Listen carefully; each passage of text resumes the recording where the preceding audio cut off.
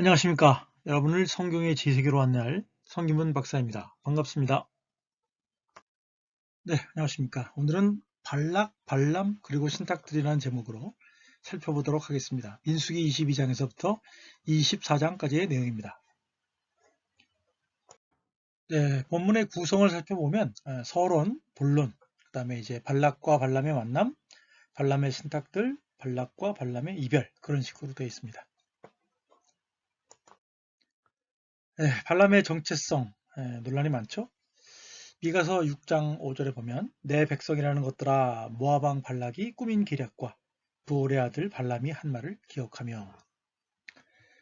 네, 사실은 이 발람 신탁, 발람 이야기 자체만으로는 발람이 하나님의 뜻대로 이스라엘 백성을 축복한 선지자이긴 하는데, 민수기의 다른 부분이나 후대 전통에 따르면 또 이스라엘을 범죄케 만든 악한 선지자로서도 나타나고 있습니다. 서론, 민수기 22장 2절부터 6절이죠. 모압 왕 발락은 이스라엘 사람들의 모든 행위를 보았고 그 많은 수를 매우 두려워하여 모압과 동맹 관계에 있던 미디안 장로들과 상의하여 복술가로 유명한 부올의 아들 발람의 고향에 있는, 고향은 좀 강상류에 위치한 부돌에 사자를 보내어 이스라엘을 저주하고 물리치려고 그를 초청합니다. 발락이 보기엔 이스라엘 백성이 들판에서 풀을 뜯던 큰 무리의 소떼처럼 두려워하게 되었다는 거죠. 이 사건은 나중에 이제 모압과 미디안 장로들은 나중에 그 이스라엘 백성의 바알보올에서 벌어진 배교 사건과 다시 연관되기 때문에 이 바알보올 사건을 중점적으로 보는 사람들은 발람이 나쁜 사람이다라고 얘기를 하고 있고요. 22장, 24장에서 보면 발람 자체가 하나님의 선지자로 묘사되고 있다는 점, 그걸 다시 한번 상기시켜드리고, 이 강상류에 있다라고 하는 부돌이 정확하게 어디냐에 대한 논란이 있는데, 그래서 어떤 사람들은 유프라테스 혹은 요단강으로 봅니다. 사실 근데 오고 가는 길이나 그런 등등 얘기를 보면 유브라테스 강보다는 요단강으로 보는 게 더 적절하지 않을까 생각이 들고요. 그래서 바룩 레비는 그의 그 민수기 주석에서 발람의 고향 사람들의 땅이라고 하는 표현을 암몬 사람들의 땅으로 읽습니다. 네. 단어가 철자 몇 개가 빠진 것으로 해서 그렇게 이해를 하는 거가 되겠죠. 네, 정기적 강의 후원에 손길을 쳤습니다. 콘텐츠 제작에 재정적인 후원이 필요합니다. 후원하실 분들은 한 달 일구자 2만 원으로 매달 50명 정도의 강의 후원자를 찾고 있습니다. 감사합니다. 계좌는 성기문 국민은행 218 21 0840 964입니다. 감사합니다.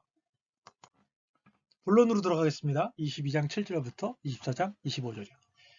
첫째는 이제 발락과 발람의 만남이고 발람의 신탁들이 있고 발락과 발람의 이별이 나옵니다. 첫 번째 이제 발락과 발람의 만남에 보면 이것도 또 크게 세 부분으로 나눠볼 수가 있겠죠. 발락이 사자를 보냄, 발락이 더 사자들을 보냄, 최종적으로 발람이 초청에 응함 이렇게 되어 있겠죠. 첫 번째 이제 발락이 사자를 보낸 거죠. 정확하게 사자는 아니고 사자들이겠죠. 첫 번째 만남과 거절 이 내용이 나옵니다. 모압 장로들과 미디안 장로들이 복술의 예물을 가지고 발람을 만나러 갑니다. 그런데 이제 발람은 밤의 환상 가운데서 하나님을 만나야 된다. 하나님의 말을 좀 들어봐야 된다라고 얘기를 한단 말이죠. 그래서 이 발람은 예물을 받고 이스라엘의 운명을 단지 점치는 게 아니라 한밤중에 이스라엘의 하나님께 신탁을 받아서 어떻게 할 건지를 결정할 것이다 라고 얘기를 했다는 거죠. 그래서 이제 문답을 보면 너와 함께 있는 이 사람들이 누구냐? 모압 왕 십볼의 아들 발락이 내게 보낸 자들이니이다. 첫 번째 신탁이 나왔습니다. 너는 그들과 함께 가지도 말고 그 백성을 저주하지도 말아라. 그들은 복을 받은 자들이니라. 그러니까 뭐라 그래요? 그 다음날 하나님이 허락지 않으니 그들과 함께 갈 수 없다. 그들에게 함께 갈 수 없다고 말한다는 거죠. 그랬더니 이제 발락이 더 지체가 높은 사자들을 보내는 내용이 나옵니다. 15절에서부터 20절에 나오죠. 발락은 더 높은 자들에게 더 높은 권위의 말, 즉 십볼의 아들 발락의 말씀을 청하건대라고 하는 마치 무슨 신탁 인용하는 것과 같은 그런 표현을 가지고 그들을 이제 사자들로 발람에게 보냅니다. 그래서 말하기를 아무것도 거리끼지 말고 내게로 오라. 내가 그대를 높여 크게 존귀하게 하고 그대가 이스라엘을 저주하기 위해 필요한 그것에 대해서 내가 말하는 것을 무엇이든지 시행할 것이다. 표현을 이제 뭐 크게 존귀케 한다라고 하는 말은 사실은 그 이스라엘 백성을 저주하는 대가로 금품을 많이 주겠다 뭐 그런 얘기죠. 그러면서 말하기를 필요한 거는 다 내가 또 저주하는 데 필요한 모든 의식과 절차에 대해서는 자기가 대주겠다 그렇게 말한다는 거죠. 그랬더니 이제 뭐라 그럽니까? 발락이 그 집에 가득한 은금을 내게 줄지라도 내가 능히 여호와 내 하나님의 말씀을 어겨 덜하거나 더하지 못하겠노라. 이거 참 발람에게서 아주 중요한 표현입니다. 여호와 내 하나님의 말씀. 이방인의 점술가, 이방인의 선지자로 여겨졌던 이 발람이 그런 어떤 유일신적인 신앙 고백을 하고 있다는 것 자체가 아주 놀라운 일이라고 할 수가 있겠죠. 발람은 사자들에게 밤에 하나님의 환상을 다시 보고 자신이 그들과 함께 갈지 안 갈지를 여부를 결정하겠다 말합니다. 그랬더니 하나님이 뭐라고 신탁을 주시냐? 그 사람들이 너를 부르러 왔거든. 일어나 함께 가라. 그러나 내가 네게 이르는 말만 준행할지니라 라고 말한다는 거죠. 네. 한밤중에 하나님의 허락을 받고 발람은 아침에 일어나 나귀의 안장을 지우고 사신들과 함께 길을 떠납니다. 그러나 해가 떴을 때 다 볼 수 있는 그런 상황 속에서 나귀가 바알에게 진노한 칼을 뺀 하나님의 사자를 3번 보고 3번 피하려고 하지만 발람은 대낮에 하나님의 사자를 보지 못합니다. 되게 이거 아이러니죠. 그래가지고 결국은 발람이 노하여 나귀를 3차례 채찍질할 때 나귀가 말합니다. 내가 당신에게 무엇을 하였기에 나를 이같이 3번 때리느냐 라고 항의한다는 거죠. 이건 이제 사실 초자연적인 어떤 현상인 거죠. 한밤중에 이 발람이 계시 가운데 하나님을 만나는 것도 초자연적인 현상이고 대낮에 이 나귀가 말을 하는 것도 사실 초자연적인 현상이고 또 아울러서 나귀가 하나님의 사자를 보았다라고 하는 것도 사실은 초자연적인 현상인 거죠. 그런 후에 야훼의 사자가 발람의 눈을 열었고 발람은 여호와의 사자가 손에 칼을 빼들고 길에 선 것을 보게 됐다는 거죠. 이처럼 이제 동물이 말하는 것처럼 묘사된 이 구약 본문은 이제 우리가 잘 알고 있는 뱀과 아담과 하와의 대화 말고도 이렇게 직접적으로 내러티프 속에 나타난 얘기는 이제 이 발람과 나귀 얘기가 2번째인 거죠. 네, 여기서 이제 급작스러운 분위기 전환이 등장을 합니다. 일종의 전형적인 장면인 거죠. 타입씬이라고도 합니다. 이거에 대해서 이제 이상하게 생각하는 사람들도 가끔 있어요. 왜냐하면 하나님이 결국 가라고 그래놓고서는 갑자기 길을 막냐 그렇게 볼 수 있는데 사실 구약 성경에 보면 뭐 이런 사건들이 이렇게 흔하면 흔하고 안 흔하다고 하면 할 수가 있겠죠. 첫 번째는 야곱이 하나님의 명령에 따라 약속의 땅으로 귀환하는 도중에 천사의 공격을 받습니다. 창세기 31장 3절이요. 또 모세가 하나님의 뜻에 따라 이집트로 돌아가는 도중에 하나님의 공격을 받습니다. 또 여호수아가 약속의 땅으로 들어갈 때 하나님의 뜻에 따라서 칼을 든 야훼의 군대 장관을 만나는 장면이 나온다는 거죠. 그래서 이 모든 사건들은 사람들이 하나님의 감시, 통제, 심판 아래 있음을 상기시켜주는 역할이고 아니 보내놓고서는 왜 막냐 그렇게 말할 수는 없다고 하는 거죠. 이것은 발람이 나귀를 통하여 하나님을 3번째로 만나는 사건으로 이해할 수 있겠고요. 이것으로 인해서 이제 그 세 번째 마지막으로 발락의 요청에 따라서 발람이 가는 것과 관련된 최종적인 어떤 위기 혹은 허락 혹은 어떤 전환 사건으로 우리가 이해할 수 있겠죠. 이것은 발람이 나귀에게 당하는 모욕과 지금의 나귀의 처지는 미래에 있을 발람의 운명을 미리 알려주는 것이기도 하다고 하는 거죠. 이럴 수도 없고 저럴 수도 없고 저러자니 이럴 수도 없고, 그죠? 이 부분은 이제 데니스 올슨이 쓴 민수기 주석에 나타나고 있는 얘기입니다. 발락과 발람의 대면을 볼게요. 이렇게 어렵사리 발람을 모신 발락은 국경에까지 나와서 발람을 영접합니다. 영접하면서 발람을 칭찬하면서 말하기를,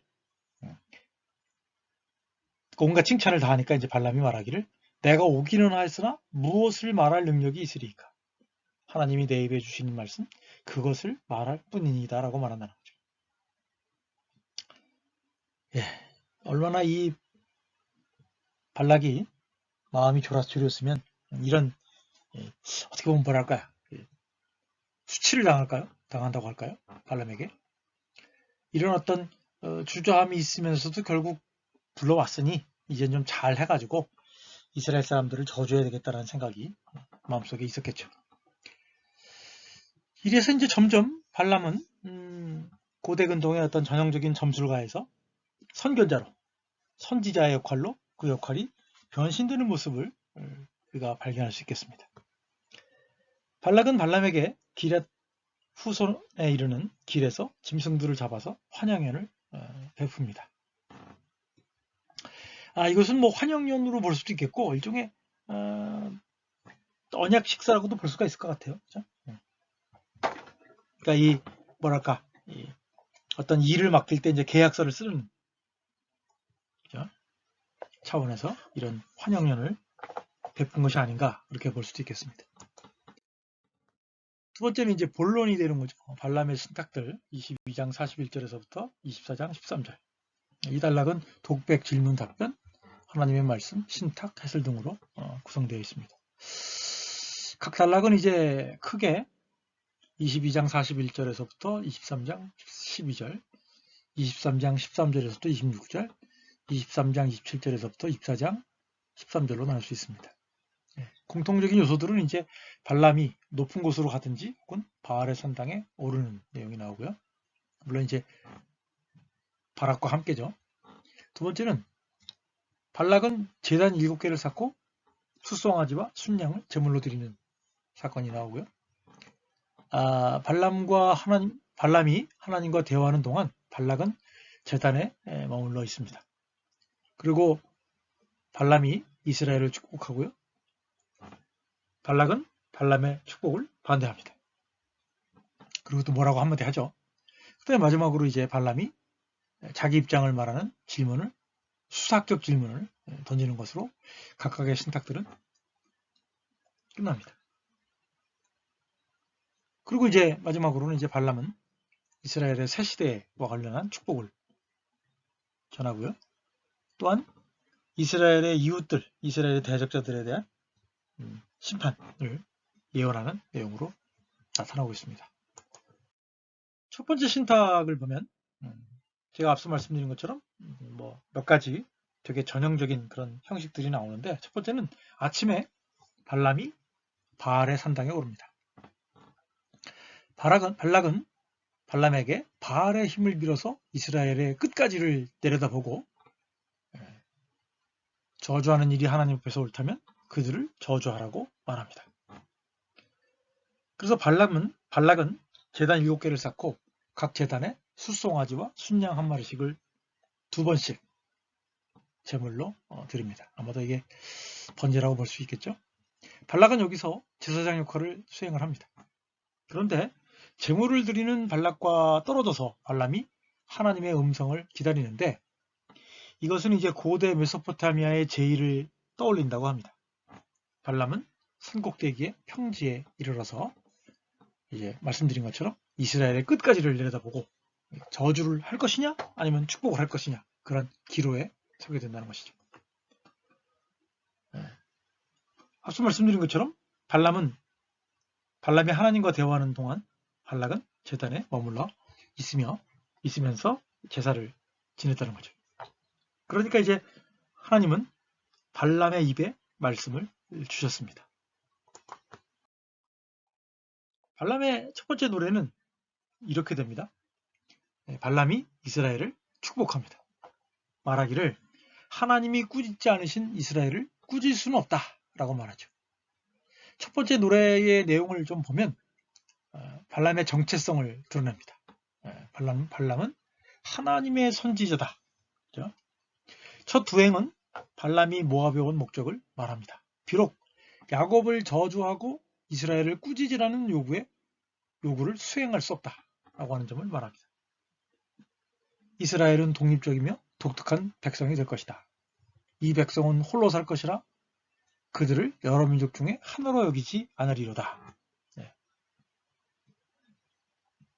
결코 누구에게 복속되거나 종노릇하거나 노예처럼 지내지 않을 것이다. 라는 거죠.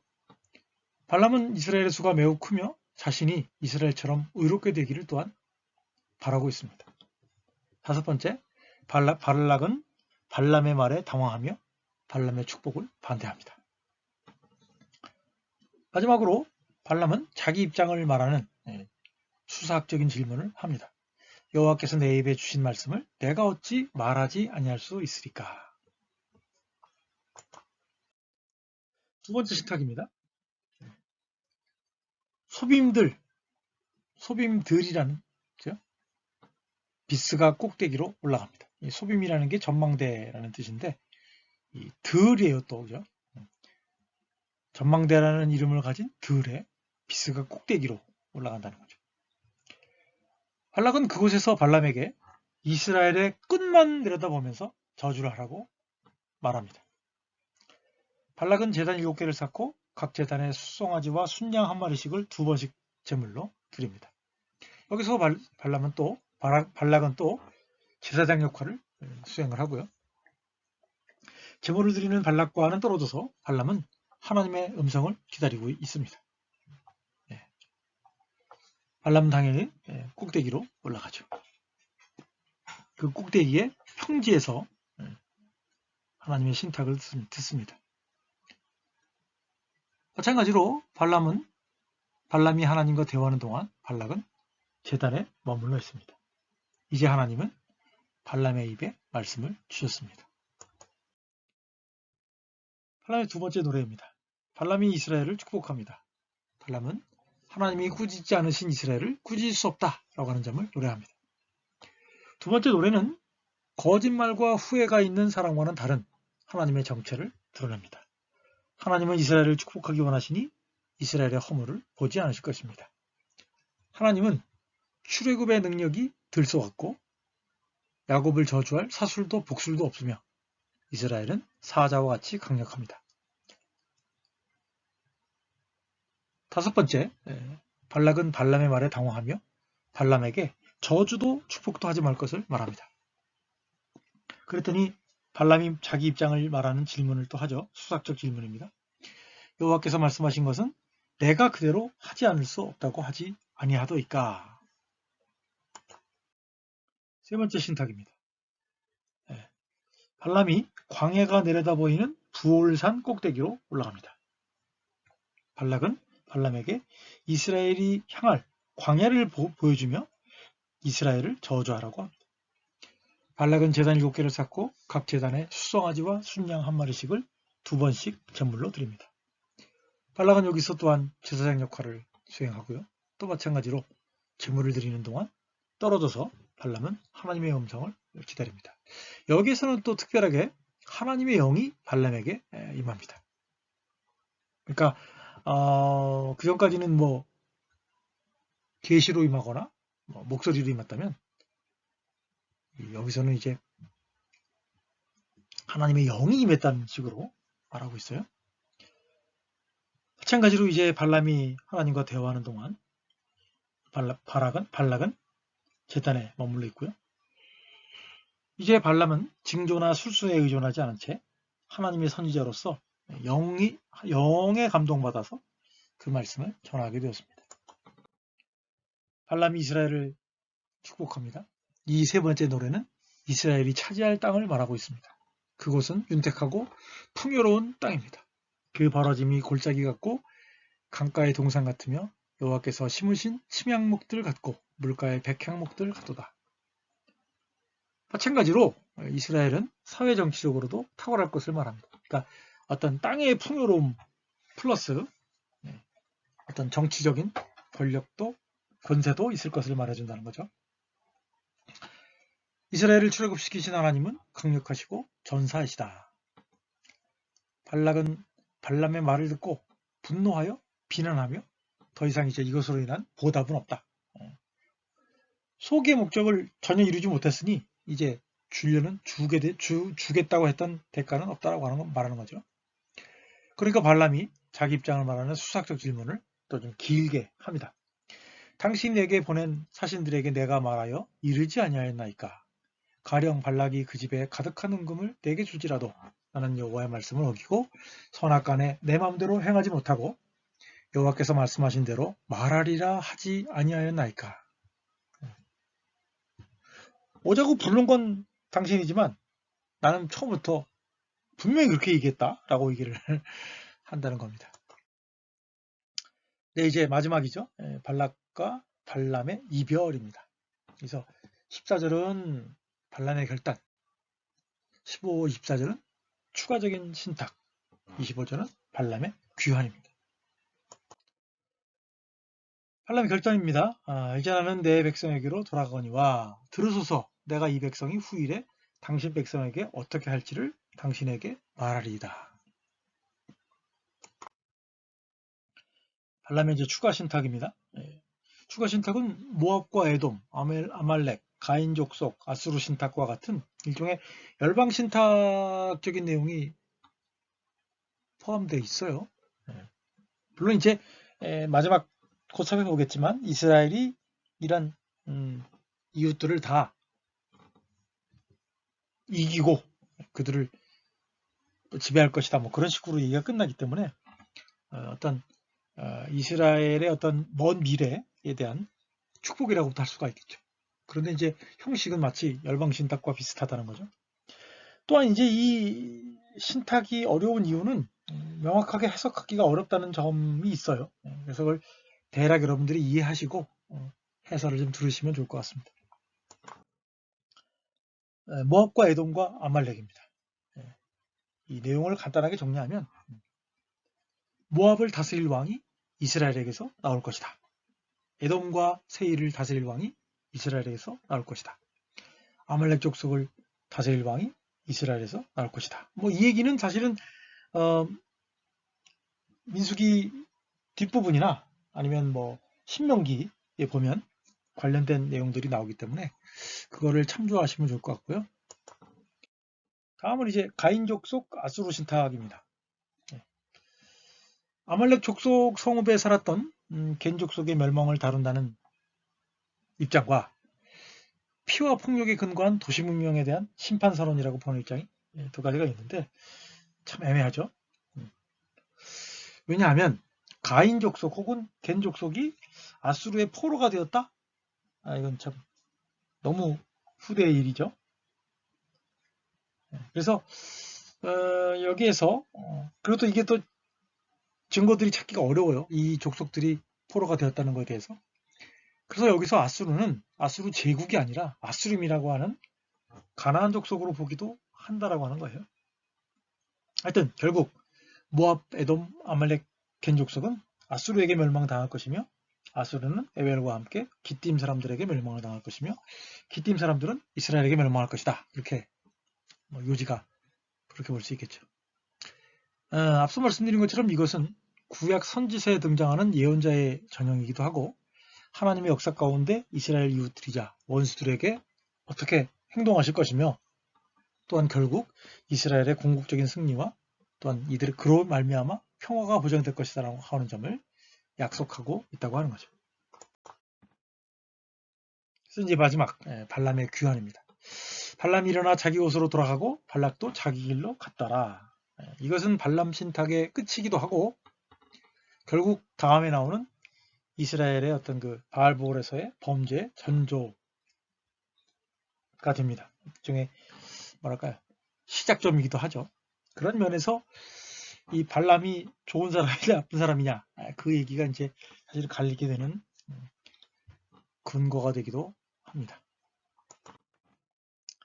네, 이거는 이제 바룩 레빈의 민수기 21장에서 36장의 내용과 데니스 올슨 민수기 현대성서 주석을 주로 참조하였습니다. 네, 감사합니다. 네, 정기적 강의 후원에 손길을 쳤습니다. 콘텐츠 제작에 재정적인 후원이 필요합니다.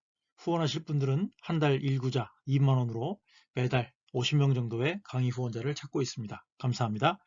계좌는 성김은 국민은행 218-21-0840-964입니다. 감사합니다.